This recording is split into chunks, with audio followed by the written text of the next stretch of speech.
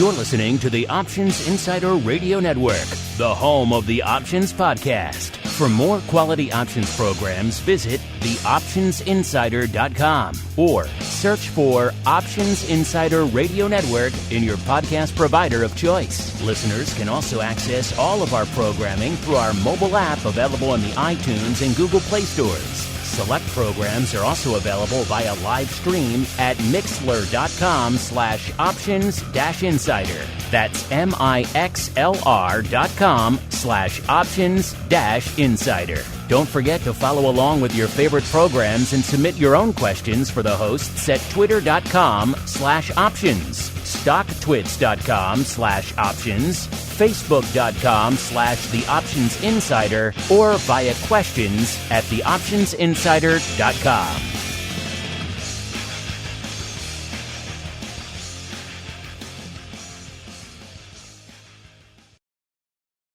And now, it's time for the show that breaks down the options market. From unusual activity alerts to market analysis, strategy overviews, listener questions, and much more. If it involves puts and calls, then our all-star panel will break it down. It's time to hit the option block with your host, Mark Longo from the Options Insider Media Group, and co-hosts Uncle Mike TOSAW from RCM Asset Management, Andrew the Rock Lobster GIOVINAZZI from OptionPit.com, and Mark the Greasy Meatball Sebastian from OptionPit.com. And now, get ready to hit the option block.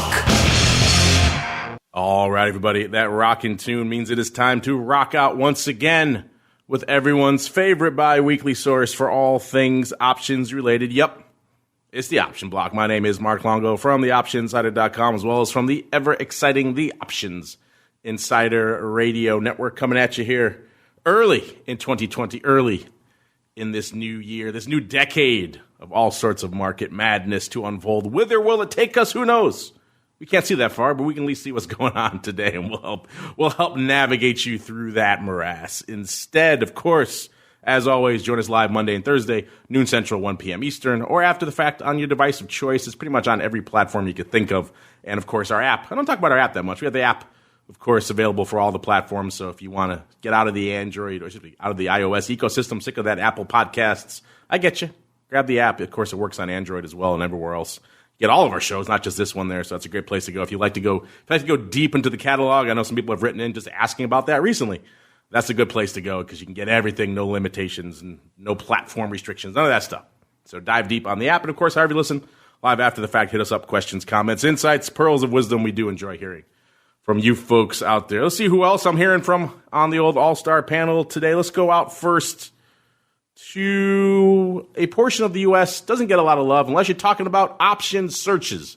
Then it used to be number one. Now it is a paltry number two. Of course, talk about Maine, the hinterlands, where we are joined once again by the Rock Lobster himself, Mr. Andrew GIOVINAZZI from OptionPit.com by way of Carmeline Capital. Mr. G, welcome back to the program, sir. It is fantastic to be back. Fantastic. As I sit here and I wait for some fills and VIX. Don't we all? We spend our lives waiting for fills. Just sitting around waiting for fills. What's the old intro to that old soap opera? Like the sands in the hourglass. It's like the ticks in VIX. So go the days of our lives here on the show. Let's turn out now to another quiet portion. A lot of quiet people. A lot of quiet portions of the U.S. joining us on the show today. To another little quiet portion outside of Chicago known as St. Charles, where we are joined once again by Uncle Mike TOSAW from St. Charles Wealth Management. Uncle Mike, welcome back to the program. To you as well, sir. Always a pleasure to be here, especially when you got people waiting for the ticks in VIX. Love it. Waiting. What a great soap opera that would be, huh? The ticks in VIX. If SIBO didn't sponsor that, they would be quite foolish. Speaking of foolishness, let's get to some as we keep on rolling right on into the trading block. It's time to break down the latest topics, trades, and trends in the world of options. It's time for the Trading Block. All right, everybody, welcome to the Trading Block, the portion of the show where we talk about, surprise, surprise, what the heck is trading, and it's a robust start to the week out there for the bulls. Markets were closing, well, Dow touched an all-time high towards the end of last week. We're still off that level out there, but most of the markets are all still up and up pretty strong today. S&P up about 0.5% is kind of the Goldilocks. Once again out there, the Dow is a laggard, up about 0.25%. And the NASDAQ roaring on up, moving on up to the east side there, up 0.8% on the day. So a good day in tech-heavy NASDAQ land. I got a feeling where some of that's coming from. I think we'll get to that in a little bit. Gold and crude, at least in the form of WTI, taking a little bit of a break today. Gold at about 15.5 again, so well shy of that 1,600 level that broke when all the tumult over Iran first hit the tape. And WTI well shy of that 60 level as well, at about 58.37 or so out there. A lot of stuff popping off. We'll get to all that, but first let's get to what everyone else here has on their individual tapes. Let's start in the order we went. Let's start with the Rock Lobster, sir. What is lighting up your tape today, sir? I just got filled. Can you hear me? I was ding-dinging here on the TradeHawk platform. Oh, well, there you go. Ding, ding, the ticks and VIX have moved your way. They did. Well, there was $85,000 offered, and I was the only bid a nickel away. And I finally got filled. You spooked them. You spooked that Yes. $85,000 with your 10 lots, sir. I beat them into whacking my 10. You're like, I'll see if that $85,000 is real. I'll buy 10. Yes. Like, oh, wait. Actually, I have to post something to our Vol newsletter right now because I am putting on a March Feb spread in VIX. Let's just call it a trade announcement time spread. So we'll see how it all works out. Of course, you never know how it's all going to work out, but you try your hardest. And for me getting filled, though, too, just things like that, I work things so I see when the actual options are moving, because sometimes VIX cash does not really give you the story. It's the futures that give you the story when you trade the vol products. So I want to see when the worm is turning, and I set the trades up, usually in the morning, depending on what's going on, and then try to fill throughout the day. So they are at a fillable level, but what is going on in VIX land? Will this trade phase one and all the good stuff that's coming out, a new thing just hit the tape, they're going to take away the manipulator status from the Chinese. Does this get us into the zone of the monk for vol, and does it stay there for a little while? The NASDAQ clearly is in a la-la happy land place. You guys can talk about that later. But as far as VIX goes, can we get the willing sellers of puts that is necessary to drive VIX to lower levels? And 12.5, 12 is about the lows of the year. It has a hard time breaking through that, and it has not in 2019, and 2020 is a new year. But I think you need to have a change in condition to get a change in vol, and a trade deal could get us into the 11, into the 11 handle, which for people that watch VIX and the vol products and the potential reverse split of VXX and all that stuff, is noteworthy. So there I am. I'm noting it. I am noting it for everybody. Look at you trying to take advantage of that juicy term structure out there. If you want to know what we're talking about, listeners, tune into Vol Views. Hopefully you already have, and you can see exactly what we're talking about. A lot of spreads were lining up, playing some of the, shall we say, the chasm, the gulf, the evolution going on between some of those futures, particularly in the front portion of the curve. Sounds like Mr. Rock Lobster a little bit enamored with that himself. Speaking of enamored, by the way, I'm amazed. I'm enamored with that, the ticks and VIX. I'm amazed no one has taken that as like their handle on social media. There's no blog out there, the ticks and VIX. People are missing out on a gold mine. What do you think, Mr. Rock Lobster? I think I should just start one. Mark's going to do our huge webinar tomorrow night, and maybe we'll have little offshoots for the baby VIX. We'll have the ticks and VIX. If you can't see Mr. Sebastian, you could check out the ticks and VIX. Maybe a daily blog on what's happening, what's shaking. I look at so much vol minutia that it probably would melt everybody's mind. But what the heck? Give them more. Give them the ticks and VIX. I missed the chance. I've said it publicly now, so that URL is probably already gone. But the fortunes we've let on the table. As we were sitting there watching the literal ticks and VIX, we allowed a beautiful branding opportunity to slip through our fingers. You know who doesn't let opportunities slip through his fingers, though? It's Uncle Mike TOSAW. He's out there in St. Charles for a reason, listeners. He doesn't want to be distracted by the comings and goings of the big city. He needs to focus. He needs to focus on your money, and that's what he does out there in St. Charles. Uncle Mike, sir, what are you focusing on today? Oh, wait, I'm sorry. I was busy buying a domain name. Jeez, it's you. You're the one who scooped me, beat me to that punch, sir. Sorry.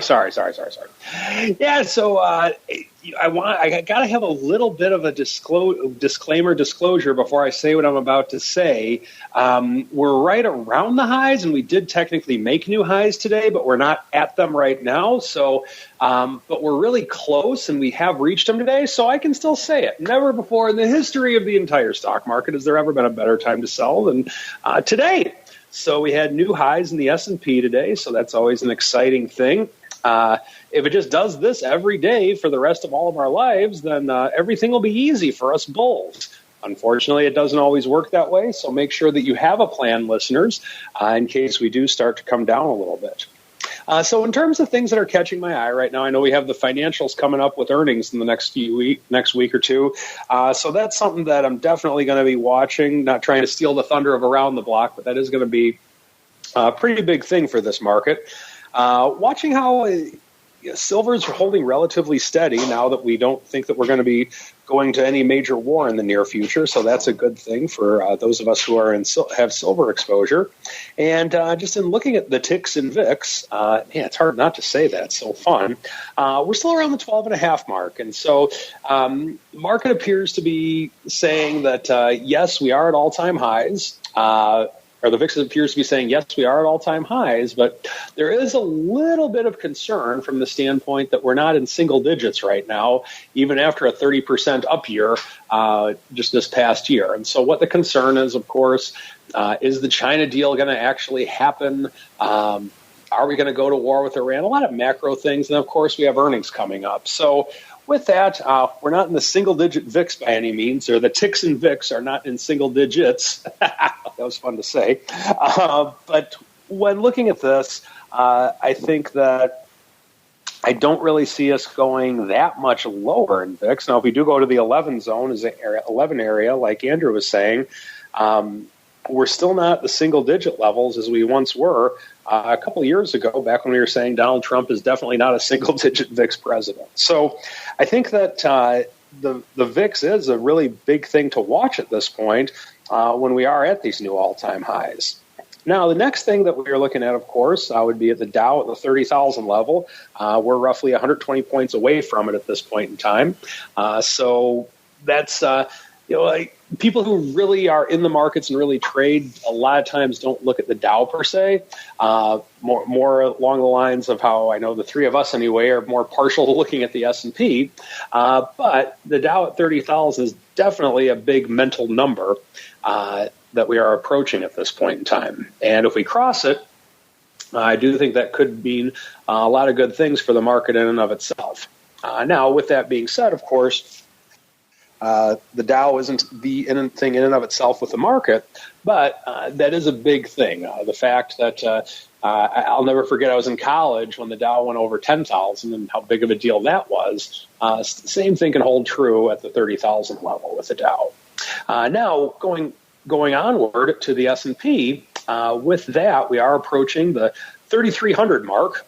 So we're definitely hitting another 100 mark in that on that index. But the other thing to think about with the S&P is that, and I've talked about this on the show, is that the more the S&P goes higher, the less of a difference a 10-point move makes. 10 points used to be a huge deal in the S&P, nearly 1%, but now that becomes more of a 30-point move, to closer to a 30-point move to get a 1%, actually more than a 30-point move to get a 1% move in the S&P.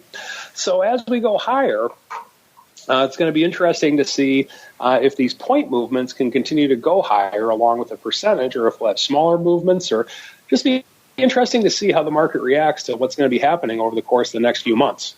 I'm not sure if this is going to be a real gappy market, because we've had those in the past to where the market does hardly any movement at all during the day, but then overnight is when most of the movement actually happens. But we'll wait and see where we go with it. A lot of excitement going on. A lot of excitement indeed, sir. Let's see what's lighting up the broad tape out there. Coming into the trading block here, we saw VIX at about a 12.5 or so, a little bit north of that. That puts it off a little bit more than a third of a point from where it was this time last year. Our old friend VVIX hovering right around an 89, a little bit shy of that, 88.9. That puts it down about half a handle from our last show. And our old friend VXX was hovering a little bit shy of the 14 handle, about 13.9. That puts it off about half a handle out there as well. In terms of what's lighting it up, kind of an interesting day out there because we just talked about the indices kind of all doing their own thing today. And that's the case on the volume front as well. You go out to the vol space where we like to start. Not a heck of a lot lighting it up. The ADV is about 420,000. We're seeing about half of that, 220,000 on the tape right now. So not a rock'em sock'em robust day, not a quiet day, kind of in between out there. But SPY blowing the doors off out there today. The ADV is about 2.6 million, almost hit that, a little over 2 million already on the tape as we're coming into the trading block. So someone trading up out there in SPY. Similar deal out there in the S, about 2/3 of their ADV on the tape right now, with the ADVs about 1.2 million, about 800,000 on the tape out there, a little bit north of that out there right now. So pretty active day in the S as well. The Qs, similar deal. NASDAQ obviously moving quite a bit today, 420,000 contracts on the tape as of right now. The ADV about 540,000 out there. The Russells, where we're seeing a little bit of quietness out there, the 130,000 contracts on the tape. The ADV about 290,000 contracts. Let's move on out to the most actives in the single name, the equity options out there. Cost you 123,000 contracts to break into the top 10 today. That would get you to Bank of America land. That's 123,000 contracts. Number 9, Roku. A perennial top 10er in there once again. Set-top boxes, who knew? I finally got my first Roku device over the holiday season. I've been hearing about them forever. Never actually had one, and they are pretty interesting. I haven't used it too much yet, but so far, I can maybe see what the hubbub is about. Maybe not the volatility of the volume, but I can see what the interest is about, perhaps. Number 8, we've got, I do believe this is a newcomer to the top 10. I haven't seen this one in there in some time. This is our old friend. That's right. This is Canopy. This haven't been in the top 10 options volume in a while. Good old Canopy Growth, ticker symbol CGC. 139,000 contracts on the tape out there. That's actually pretty robust out there for CGC. Let's go out here really quick and see what the ADV is out here in Canopy. It's only 56,000, so they've already done closing in on 3x that already today. So something is afoot out there in good old Canopy Growth today. In fact, stock's up 10% because that's a given. That's a day that ends in Y out in Canopy out there. Interesting stuff. Let me just look really quickly. 14,000 of the Jan 22 halves is the big print out there in Canopy, and the stock's trading about a little bit around 22 half, around 22 and 66 or so. So at the money Jan calls, leading the tape out there. Interesting. Move on to number 7, AMD, 163,000 contracts on the tape. Number 6, BABA. Going back out to China, 174,000. Number 5, Facebook, $1.97 on the tape. Number 4, Beyond. They have false faux meat fame. Of course, Impossible making a lot of headlines of late with their new faux pork. Beyond maybe riding that wave. I heard some people speculating maybe there's a bit of a short squeeze going on in Beyond. I'm not sure what's driving it. By the way, Beyond moving 205,000. Maybe they have a pork alternative of their own ready up their sleeve. Who knows? Either way, 205,000 contracts on the tape in Beyond right now. Number 3, good old ABBV. Haven't talked about that one in a while. 219,000 contracts on the tape. Number 2, a name that is used to being the king of the ring, but not today. 478,000 gets you to number 2 for Apple. And number 1 with a bullet. I think you can guess where I'm going, listeners. Freaking Tesla. Just on fire out there. 541,000 contracts on the tape. That's up over 8%. That puts the stock pretty much at an all-time high. It was at about 517. Let's see where it is right this moment, listeners. Yes, 519 now. 519 and a half. That's a new all-time high. This is on the heels of more analyst love out there. An analyst, I believe, from Oppenheimer coming out and deciding he's got the love for Tesla, raising his 12-month price target and making all sorts of fun analyst comments about their risk tolerance, ability to implement learnings, plural, from past errors. I like that. So analyst comments always bring a smile to my face, usually because they're such nonsense. But either way, people are buying it to the tune of up 41 handles. It means the stock is pretty much doubled, up 108% just in the past 3 months. So Tesla, I think the technical term is on freaking fire. Well past 100 handles now north of that 420 takeout level that Musk was in so much trouble for not too long ago. Also, interesting timing for this because a lot of the things that have been driving Tesla have been coming out of China. The news out of the Chinese auto market today, not so good. Kind of grim, actually. They're saying it's probably going to be slowing down over there.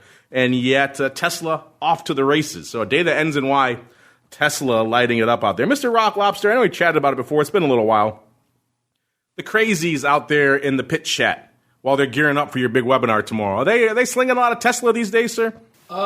They were slinging some like 500 level butterflies, and actually I think they're closing some of them. When we got to chat and that 500 was that targety thing, I think flies they bought for $1, they're closing for $4. So because the upside curve skewy part is was pretty big, so it made for very inexpensive flies. I think Mark looked at one in our Friday, in our option pitch on Friday. So inexpensive upside. That's you put on a fly and you get a lot of bang for your buck in the crazy land of Tesla. But it's I guess they're taking over the car business. Apparently. Yeah, I like that. Getting a lot of bang for your $1 flies out there in Tesla land. Sounds like $4 for your $1 fly out there in Tesla land. Good juice to be found. That's sometimes counterintuitive for people. Sometimes when the skew gets wonky, they think, oh, these flies are going to be extremely expensive, but not the case out there, which is kind of interesting. Let's move on to what else is interesting. If you're saying, hey, I need some more micro in my ear holes these days. I'm tired of all this crazy macro, will they, won't they, saber rattling, who did what on the broad macro perspective. Give me some numbers I can sink my teeth into. You'll be happy because we're back in it, listeners. We're back in the old earnings front, kicking off this week with a lot of the financials. Hope you like some financials. Tuesday, we've got JP Morgan Chase, Citi, and Wells Fargo, as well as Delta Airlines. Wednesday, Bank of America, Goldman, BlackRock, PNC, U.S. Bank Corp, and good old Alcoa. Alcoa used to be the kickoff. Now, they've kind of been bumped into the rear view. Who needs to look at aluminum, or as the Brits like to say, aluminium, anymore out there to see where the earnings season is heading. Thursday, BNY Mellon, Morgan Stanley, and Schwab, and soon to be Schwab TD, whatever they're going to call that monstrosity. And Friday, we've got State Street and Citizens Financial. So if you like financials, you got a lot in store for you. Also a lot in store for you over there at theoptionsinsider.com. All the earnings movie reports coming in at you, hot and heavy out there. We got some reports. Let's pull off another one here right now. Let's go to Wells Fargo. They've had some fame/infamy over the past couple of years. Let's see what they're up to these days. According to this earnings movie report, the stock at the time was about $52.66. They were pricing in a whopping 98 cents, and in the past they've moved to $1.06. So it seems like they're pretty much in line with past movements out there. Let's see if anything is particularly outlandish. You talked about, looks like actually PNC might be kind of interesting. PNC is at about almost $159 out there at the time of this report. They were pricing in about $3.15, which is pretty rich, especially considering their kind of aggregate moves in the past have been about $2.31. So perhaps a little bit rich, perhaps some opportunities there. You can check these names and many more out for yourself over there, theoptionsinsider.com. Click on the earnings move reports. Soon we're going to have some more earnings move results reports as well, so we can break down how all these names fared. Speaking of how things fared, let's see how the market is faring with some weirdness. Let's see what our Eye of Sauron has in store for us today as we keep on rolling into the odd block. It's time to break down the most interesting, unusual, and downright questionable options activity that's been identified by theoptionsinsider.com. It's time for the Odd Block.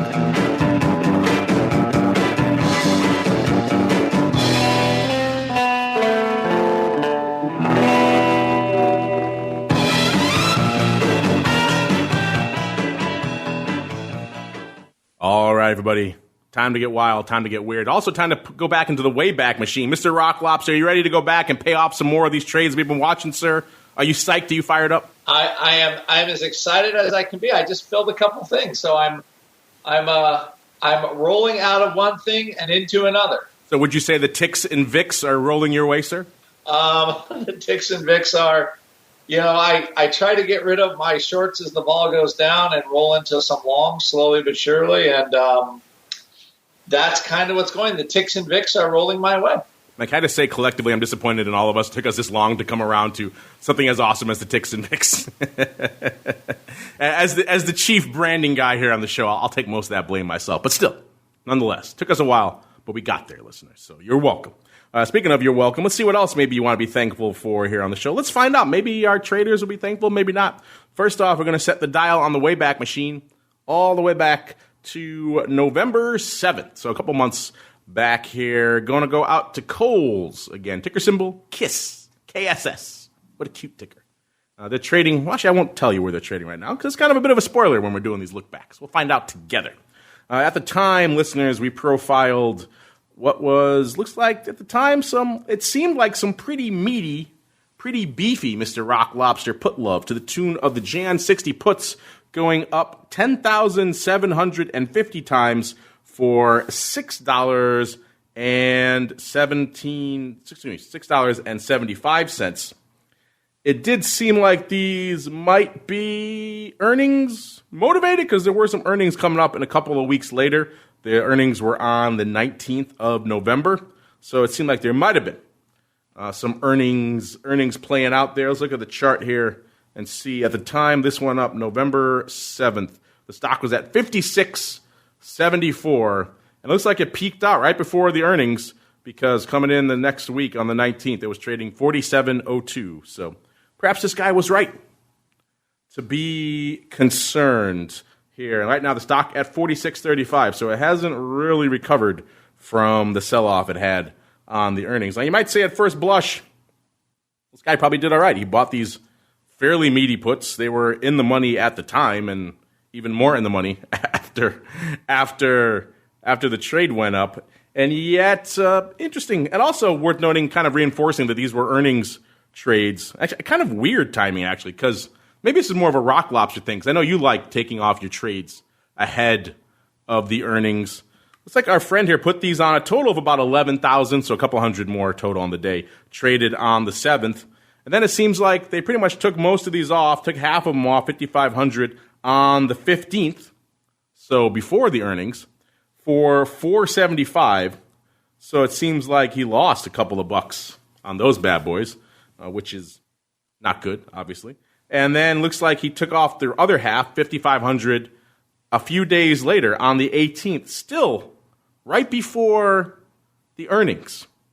Kind of interesting time. He did those also, looks like, for a loser as well. They were, looks like around 525 when he closed them out, so lost $1.50 there. So not exactly good returns here for this guy, losing a couple of bucks, close to it. 10,000, almost 11,000, actually about 11,000 times here. So Mr. Rock Lobster, a lot of puzzling head scratching going on here. These are not open anymore. The OI is pretty negligible on these strikes. So it looks like our friend here put on these bad boys about 11,000 times, Mr. Rock Lobster. Meaty in the money puts. Looks like he was probably buying them. This print wasn't late, so it seems like this print could be seen for what it was. And then he did it before earnings, and then took them off pretty soon before the earnings, actually. The earnings were on the 19th, took them off on the 15th for a $2 loss, and took the rest off, the other half off, on the 18th for a buck and a half loss. Kind of head-scratching, Mr. Rock Lobster. You think if you buy meaty in-the-money puts, you're probably worried about the event itself, right? In which case, you probably want that protection through the event. We always counsel to avoid the event, but in this case, it seems like our friends wanted it. What's your take on this kind of weird trade and how it played out, sir? I'm definitely seeing weird on this. I don't, somebody's just buying in the money puts like that. There's still 1,200 left open, it looks like. It looks like, and then there's open interest down to 57.5 and the 55s. You think they rolled them? I'm not sure on this one, Mark. When you buy those big juicy puts, you're looking for the stock to fall apart, and then, as we all know, through most of December, pretty disappointing month for people buying in the money puts. Yeah, a lot of stuff. Yeah. So, it didn't work out that great. So I guess all I would say on that score is, it didn't work out that great. If he held them, he or she, I guess we could say it, we could say they. If they held them, they would have made some money, but it looks like they got rid of most of them already. Yeah, they went to all the trouble of buying these extremely expensive puts right before earnings, and then they dump them all for, looks like an average about $1.75 loser. So let's just round it up, say $1.75 on the 11,000 that they bought. So you're talking nearly $2 million that they hemorrhaged on this trade, and then they didn't even keep it on through the period where you might expect to experience the significant sell-off that you need to make these things pay off. This would, even if they did roll them, they took a huge hit on the ones they opened up just over the course of a couple of weeks here, not even a week and change. So yeah, this one files for me as extremely weird. Obviously, the Jan out contracts are still open, not a lot left on this strike. So I think we can put the pin in this one and say weird and probably lost about $2 million. This one was a head scratcher when we saw it, because the use case buying such meaty puts is usually very strange. Usually means someone's swinging for the fences on the downside, or they're very concerned about a near-term, very downside event, and yet this guy took them off before the big event. Weird all across the board. So file that one in the way. Hey, we don't call it the odd block for nothing, listener. Let's go on to another review. This time we're going on out to our old friend. This time we're setting the Wayback Machine to October 17th. So going back almost another additional month from that November 7th trade. To old friend, hasn't been talked about in a little while, but it's popped up on our radar multiple times. This is old Mallinckrodt PLC. This is an Irish tax-registered pharmaceutical company. Trading, well, we'll get to that.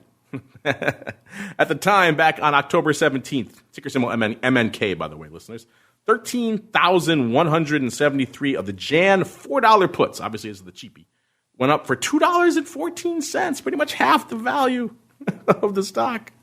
Actually, at the time, it was almost the entirety of the value of the stock. We'll get to that in a second as well. Went up for $2.14, pretty much lifting the offer 13,000 times and change. Total of 16,000 traded on the day. The stock price on the day of the trade, $2.55. So that was a conversation on the day we analyzed this. Is would you go out and pay effectively almost the price of the stock for some puts on said stock and that expire in January? It seemed like an odd choice. The stock today, actually, this guy was gobbling up these puts. Stock has not been his friend. Unless he's of course, an underlying holder probably, in which case maybe he is happy, but still, not enough to offset these puts. The stock's up 80 cents. It's at $3.35. It's up exactly 80 cents from where it was on the day of the trade here. So, has not been his friend. Go figure, these bad boys are still open to the tune of 19,000 are still open on this strike right now. It's one of the largest, if not the largest, options positions out here in Mallinckrodt. So, Mr. Rock Lobster, this one seems like a bit of a loser here as well, to be charitable. Obviously, Jan puts are still open. Anything could happen. The stock could plummet into the toilet. But as of right now, with about a week and change left to go, not looking too good here. Not even a week and change. We got the end of this week pretty much to go. What's your take on this one? It's another kind of weird, meaty put. The use case for it was kind of weird. We even went back after this review to see if maybe there was some funky box going up or anything like that. None of that. It's just straight up meaty put love. And then they're kind of wearing it now, Mr. Rock Lobster, to the tune of the stock about 80 cents in their face. What do you think on these ones? Yet another use case for meaty puts, not exactly working out in your favor, sir. All I know is we've named 2 blogs today. We've made, what was it? VIX, Ticks and VIX? VIX Ticks. The Ticks of VIX. And meaty put love. That might get some interesting traffic that maybe you weren't planning on when you... all of a sudden, Jacrati just lost her mind because you guys lost your PG rating. Here we go. iTunes rating gone. Our producer's up in arms at the Rock Lobster. What's going on? This put, again, we weren't thrilled with this one. the use case was hard to make on this. Buying a $2 put in a $4 stock. What the heck? Is it going to zero? It's just confusing. Sometimes when you can't figure out how it's supposed to make money, you can't figure out how it's supposed to make money. Just difficult. So I don't know what to do with it. To be honest, I just don't know. So and that's where I am on. To be honest, I don't know what they're doing, and they're going to have to hold on to it for another 3 days. And it just unless they're long a ton of stock. And even then, because they're creating a synthetic call on the 4 strike, I don't see how they're getting any love on this as of right now. But we could be wrong. We've been wrong in the past, but I don't think we're going to be wrong on this one.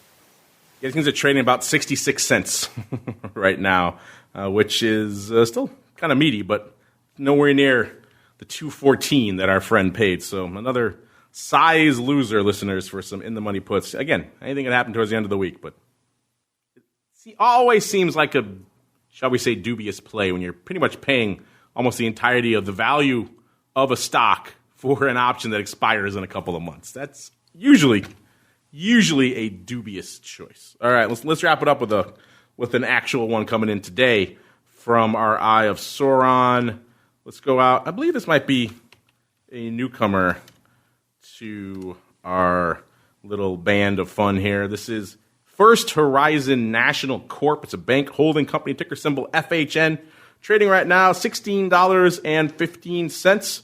This is the name that's had an interesting journey over the course of the past year. It's not a biotech by any means, but it's been moving a bit. A year ago, it was trading about a little bit less than $2 shy of where it is right now, about $14.30. And then it peaked out towards the end of the year at about $17.40. That was on November 5th of last year. And right now, it's a little bit shy of that. It's at about $16.15. And it's had some interesting peaks and troughs along the way. It rallies, it sells off. It rallies, it kind of sells off. It's been mostly in the upward direction, but it has a lot of peaks and troughs along the way there, which is kind of interesting for a small bank holding corp. Let's see what our Eye of Sauron discovered today. It's the Feb 20s, or excuse me, the Feb 17s, expiring on the 20th, going up for 20 cents, a lot of 20s in this one today. This is lifting the offer. These were a dime at 20 cents. This is opening over there on the Philly. Went up 2,500 times. So the 17 strike, this is aggressive, but not exactly a bridge too far. It traded 17.40 not too long ago. So it can retrace those levels, and it's going to have to do so in fairly short order for this 20 cents to not start evaporating pretty quickly. Mr. Rock Lobster, we're wrapping it up here with kind of an old school odd block staple, the near-term upside call love, this time in First Horizon National Corp. What's your spidey sense telling you about these ones, sir? You look at this, you go, okay. What is it, some bank stock? Bank stock takeover, blah, blah, blah. I don't even see a whole lot of open interest on this anymore, on this strike, unless I'm just trying to look at my platform here. As of right now, it just doesn't seem like they're getting a lot of love at all on it. But that could change. Love could happen. Love could be in the air. But as of right now, banks don't usually move a whole lot unless they get bought out. So I don't know how many bank stocks you traded back in the day, but all I know is I always ended up buying a lot of calls on those things, just because people constantly writing them, just writing. So but maybe they could get lucky here. We could give them luck is always possible. Words to live by from the Rock Lobster. Luck is always possible, and love could come. You never know when love could strike. So words to live by. You know what that means, Mr. Rock Lobster. We paid off a couple. That means we might have to add these ones in our to be watched. I hate to grow it. Our cup overfloweth already. We'll keep an eye on these 20-cent flyers, see how our friend fares. Meanwhile, it's Monday. You know what that means. It's time for a little bit of the old strategy block. It's time to dispense options, wit, wisdom, and education. It's time for the strategy block. All right, listeners, it's Monday. It's time for Uncle Mike to come on down from on high, stone tablets and options, wit, and or wisdom, in hand. You know, Uncle Mike, people don't often put it this way, but options at the end of the day, they are indeed assets. And when you have assets, sometimes it may behoove you to allocate them in perhaps a orderly fashion. If I was so inclined to do so, sir, with my options assets, how should I go about it? Well, let me tell you how I do it. The reason this comes to mind right now is because I'm doing annual reviews with all my clients. I do those in January typically. I mean, typically there's a few exceptions, but for the most part, I'll do my annual reviews with clients in January. And it's kind of fresh on my mind right now, just because of the fact that sometimes you need to reallocate. Sometimes if you have a really good year in one thing, you want to keep your percentages and keep things in line for the long term. So let's go through asset allocation today.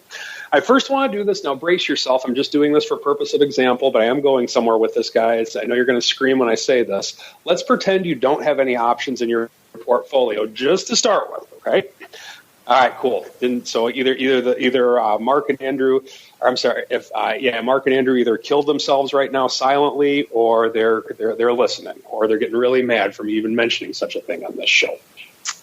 But the traditional model of asset allocation for financial advisors, it's usually along the lines of the percentage with your age. So in other words, you take whatever your age is, and that's the percentage of your assets that you should have in something with very minimal risk. So for example, let's say that you're 50, then you should have roughly 50% of your net worth in something that is low risk, and the other 50% of your net worth into something that is having some risk on it. So, for example, very oversimplified example, 50% of your risk could be in stocks, and the other 50% of your lower risk could be in bonds. Very lower yield bonds, maybe government bonds, maybe a little bit of corporates, whatever the case may be. But ultimately, the age is the percentage that a lot of advisors, and myself included, typically go by. Now, with that, what if you trade options? That can kind of make things a little bit more complex. So what I like to do with my clients is I like to keep them within that model, but I like to use certain option strategies as I'll consider either more risk or less risk. So, for example, and once again, just to give you an idea of why you use this age model, the older you are, the lower your risk percentage is. So let's say you're 80 years old, then 80% of your assets are going to be in something with little to no risk, and then only 20% of your assets are going to be into something with risk in it. Of course, if you're 20 years old, then 80% of your assets can be in risk because you have more time till retirement and more time to recover if something bad happens, so to speak. Now, how do I use that model with options? Let's assume that we have a 50-year-old client, for the sake of easy math, to make an illustration for this show. Well, what I like to do is certain option strategies I consider more low risk. So, for example, my silver collars, those are definitely in the lower risk section of the portfolio, meaning that when I'm trying to take advantage of the volatility skew or the reverse volatility skew, whatever way you want to look at it, in silver, then I kind of consider that more of a low-risk strategy. Now, I know if you talk to a regulator or talk to an auditor, because, well, believe me, I've talked to them about this before, they might say, options, those are risky. Those should never be on the low-risk side of it. Well, not so fast. You have to be able to explain yourself, which I have. I've literally testified on Wall Street. I'm not kidding on this one. But with that, if you have a strategy to where, let's say that you're buying an at-the-money put, buying the underlying, and then selling an out-of-the-money call at essentially a zero-cost collar, you're looking to make between, say, 0 and 5%. I've talked about my skew fund before. For larger net worth clients that are looking for trades like that, I've literally, it's always an interesting conversation. And they'll say, well, what do you recommend for something low risk? Well, how about Google? And then they laugh at me real quick. Then I explain to them the skew that exists. I'm not sure how much it exists anymore. I'm not in the same trade anymore. But for example, when the calls are more expensive than the puts, and you can essentially set up a trade to where the client's going to make between 0 and 5% over the course of a year. Well, how can you make it so? How can you guarantee not to lose money because of the fact that that's horrible? Well, no, I can to some extent. I'll never say the guarantee word ever. Oops, I just said it. But I'll never say it from the standpoint that, of course, the stock market could cease to exist as we know it. The brokerage firm could go bankrupt beyond SIPC. Or, you have those catastrophic events, but you don't have market risk when you set up a zero-cost collar. So that's why I would put that on the little to no risk side of the equation. Now, something that I would put on the higher risk side of the equation would be along the lines of just saying that you're owning underlying. If you own underlying, and of course that can go to zero. You have the fluctuation of the market. It could go up. It could go down. You have that. And by underlying, I'm referring to stocks. You could, in theory, have like a bond ETF. That those I actually have put on the lower risk side of the equation. But stocks or stock-based ETFs or mutual funds, if you have those, I don't have any stock-based mutual funds. Those would be on the higher risk side of it because they have market risk. Also, covered calls. I believe that covered calls belong on the higher risk side of it, not quite on the highest part of it, but kind of along the scale to where it's not fully over to one side, just kind of more towards the middle, because you do have a little bit less volatility with a covered call or a cash secured put. Keep in mind, yes, you can weather some volatility in a downturn if you have a covered call or a cash secured put for that matter. But remember, the protection side that exists on a covered call, it's a Band-Aid, meaning that if you sold a call for $1 on a stock that's $50 a share and the stock goes down $1, well, that's a paper cut in the stock. And that Band-Aid does really well for your paper cut because you have that premium that's yours to keep. However, if the stock goes from 50 to 20, that's a severed jugular, and the Band-Aids don't do very well with severed jugulars. So I still think it's on the more higher risk side of the equation, but there's definitely less risk involved because of the fact that you are collecting that premium. Let's say that you're buying options. You're selling leveraged spreads. Those would be in the riskier side of the equation, but they're about as far over as they can be because you're using leverage. So those would be ones that would be on the risk side of the equation. Let's say that you are doing like a simulated index concept, to where maybe you're in a bond fund and maybe with 2 to 4% of the money that you have allocated for bonds, you maybe buy a couple of calls. And you want to do that as a way of maybe juicing up some yield in that or something along those lines, or maybe selling some put spreads on the bonds or something like that. If you're doing that, I would still consider that part of the lower risk side of it, so long as you have it combined with something else that would be considered less risk. So where I'm going with this is that options do play a major part in my asset allocation with which I do for clients, and I have a lot of very deep models that I go through with clients every year. That's what we're going through right now in January. January is an extremely busy month for me. December and January, for that matter, are extremely busy because of annual reviews. That's why you guys heard me on the road a lot, and that's one of the reasons. Just my busyness. I was on the road a lot in December. And so when you go through this and you actually do proper asset allocation to where option strategies can fit within the overall portfolio, it's a lot of fun. I mean, it's very time consuming for me, but I think it's a ton of fun. And it's one where if you have your risk profile set up in the right way, you can really take a lot of advantage of what there is to offer in the option product. If you're just trading options and you're saying, this is a way I can make some cash, that's fine, and I'm all for that. But if you don't have options in your longer-term portfolio using some of these strategies in certain ways, folks, you are totally missing the boat on this. There's a whole world out there that I expose my clients to of how options can be used to help them sleep at night, to give them the risk with which they want to get them. And it's something to where you can customize your own risk. My clients, sometimes they make money, sometimes they lose money, of course, like anyone. I've never denied that ever.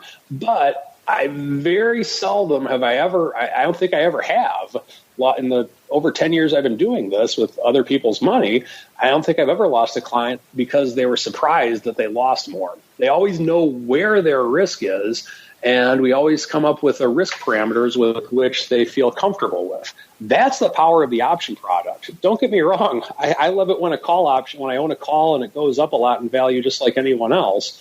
But the true power of this product, the undeniable true power of this product, is how you can customize your overall net worth to give you the risk parameters with which you want customized for your own needs. And that is the strategy block for today. There you go, listeners. That's why I want Uncle Mike handling your assets, because that's fun to him. That's his fun. You guys are asleep or doing something fun at night. Uncle Mike is busy doing options allocation with your portfolios. Meanwhile, we're busy looking ahead, so it's time to keep on rolling and go around the block. It's time to tell you what we'll be watching on our trading screens until the next episode. It's time for Around the Block. All right, listeners, welcome to Around the Block portion of the show. We tell you what the heck we're keeping an eye on for the rest of this week until we can gather here together again on the program on Thursday. I already touched on a lot of the earnings that are popping off here throughout the week, so a lot to keep your eyes on there. I've heard from good authority from our producers that those earnings move reports are hitting the site as we speak. So head on over to theoptionsinsider.com. If they're not posted, they'll be up there shortly, and you could sink your teeth into all that great data. It's all free. You can't beat the price, listeners. If you want to parse some earnings straddles in a lot of the financials this week, or in Delta, or maybe Citi, maybe you want to go, maybe like Fast and All. We don't judge. We've got all those tickers and a lot more broken down for you over there. TheOptionsInsider.com is the place to go, courtesy of our friends over there in Orat's land as well. Let's go back around the horn and see what everyone else is paying attention to this week. Let's start in the land of the lobster. Mr. Lobster, what is on your radar until we gather together here again on Thursday, sir? Oh my gosh, things are filling again. What is on my radar? Oh dear, the trade deal. China's no longer a currency manipulator. Could the biggest trade deal in history be going down on the 15th? I think that's pretty much all anybody is looking at. So for all you listeners out there, look at all the bids for, junk puts in the vol products. See if those bids pop up. See if new lows are possible. I don't know. But that is on my radar screen, literally as I speak. Well, sounds like it's moving those ticks and VIX your way. The 85,000 lot starting to come your way, sir. Slowly but surely, that 85,000 coming into the old hopper. Uncle Mike, same question for you, sir. While you're busy asset allocating like a madman out there, what is on your radar for the rest of the week? It's a madman for sure.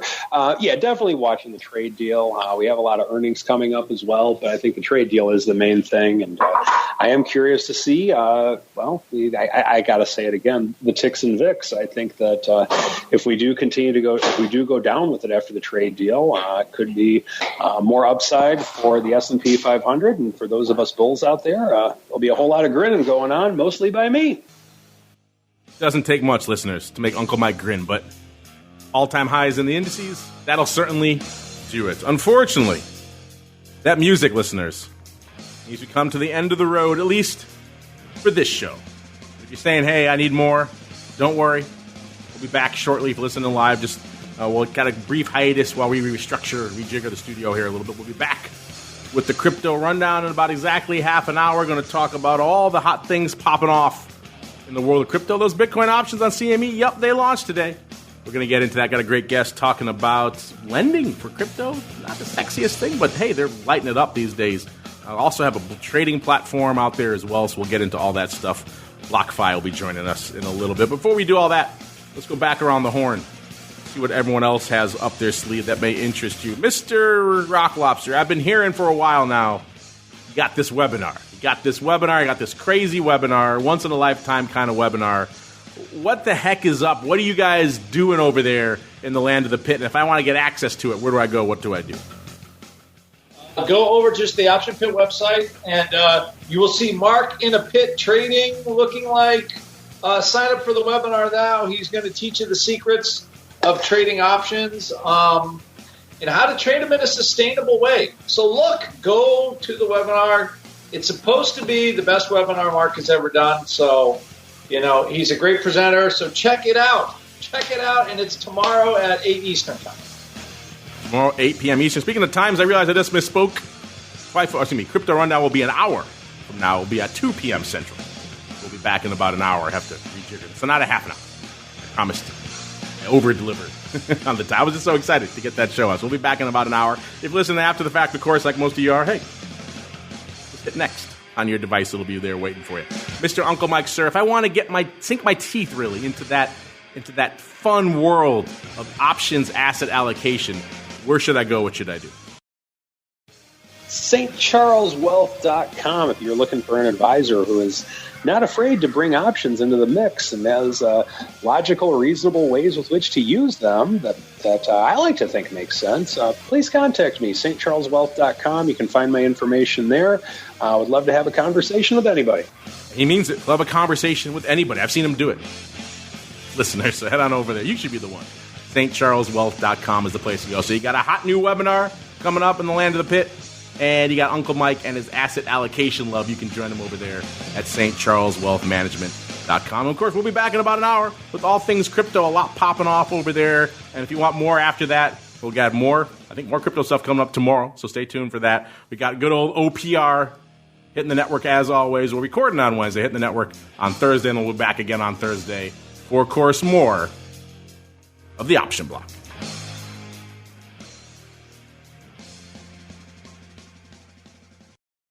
You're listening to the Options Insider Radio Network, the home of the Options Podcast. For more quality options programs, visit theoptionsinsider.com or search for Options Insider Radio Network in your podcast provider of choice. Listeners can also access all of our programming through our mobile app available in the iTunes and Google Play stores. Select programs are also available via live stream at mixlr.com/options-insider. That's mixlr.com/options-insider. Don't forget to follow along with your favorite programs and submit your own questions for the hosts at twitter.com/options, stocktwits.com/options, facebook.com/theoptionsinsider, or via questions at theoptionsinsider.com.